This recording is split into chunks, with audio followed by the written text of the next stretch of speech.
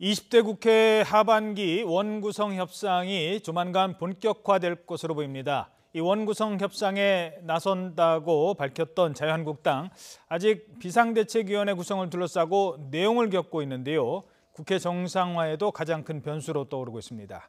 국회로 가보겠습니다. 조태현 기자. 네, 국회입니다. 자, 원구성 협상 상황부터 알아보죠. 더불어민주당이 오늘도 야권을 향해서 협상 테이블에 나오라고 촉구하고 있죠.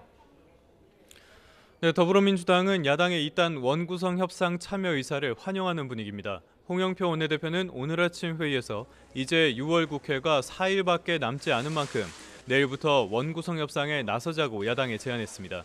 그래야 늦어도 이달 말에는 원구성을 마무리하고 경찰청장 청문회와 시급한 법안 처리 등이 가능하다는 겁니다. 그러면서 국민이 바라는 일하는 국회, 생산적인 국회를 위해 야당의 협력을 기대한다고 덧붙였습니다.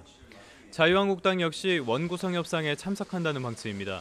김성태 대표 권한대행 겸 원내대표는 어제 정책정당으로서 주도적인 역할을 하겠다며 이번 주를 기점으로 원구성 협상에 나서겠다고 밝혔는데요. 다만 당내에서 김 권한대행이 사퇴해야 한다는 목소리가 이어진다는 점은 변수입니다. 바른미래당의 김관영 신임 원내대표는 오늘 홍영표 원내대표를 예방한 자리에서 내일부터 협상을 시작하자는 홍 원내대표의 말에 오늘부터라도 가능하다고 답했는데요. 일단 오늘은 더불어민주당 원내대표단이 지방 현장 방문에 나서고 바른미래당 역시 업무 인수인계 등이 예정된 만큼 본격적인 협상은 내일부터 진행될 것으로 보입니다.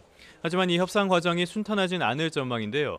원내 일당인 더불어민주당은 관례에 따라 문희상 의원을 국회의장 후보로 선출했지만 국회 일각에서는 자유투표를 주장하는 목소리도 나옵니다. 또 2명인 국회 부의장을 어느 당이 가져가느냐도 쟁점이 될 수 있습니다. 여기에 상임위원장 역시 더불어민주당에선 민주당 8곳, 자유한국당 7곳, 바른미래당 2곳, 평화와 정의의 의원 모임 1곳으로 하는 것이 맞는다고 보지만 평화와 정의의 의원 모임에선 상임위원장 2곳을 요구하고 있습니다. 교섭단체가 4곳이나 되고 서로 입장이 확연히 다른 만큼 본격적인 협상이 시작되더라도 결론을 내리기까지는 상당한 시일이 필요할 전망입니다.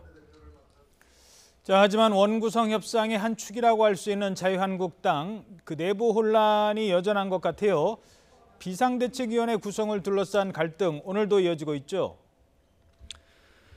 네, 일단 삼선 안상수 의원이 위원장을 맡은 자유한국당 비상대책위원회 준비위원회가 조금 전에 첫 회의를 열었습니다.